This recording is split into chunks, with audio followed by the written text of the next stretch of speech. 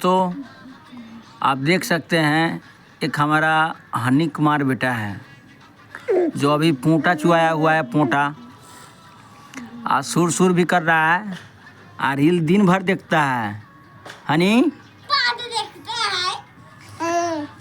हे हनी, हे हनी, ए हनी, सुनाई दे रहा बेटा? अभी पबजी खेला है कि नहीं? मार मार मार मार मार मार मार मार मार कथी मार मार मार ए हनी, पबजी खेला कि ना? अभी पबजी पबजी ओ में खेला ला तथी कथी खेला ला? ओ में free fire free fire free fire मार मार मार मार मार मार मार मार खेला कि ना? अभी आ खा के खेला इधर कि भूखे पिया से? ए खा के खेली है।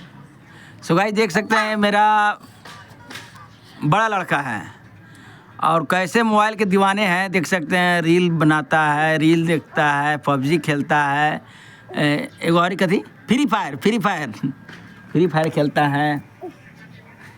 क्या बताएं आपसे, इसके चलते हम लोग परेशान हैं। पोंटा चुआते रहता है। देखिए पोंटा में से खा ले नहीं लेना थोड़ा।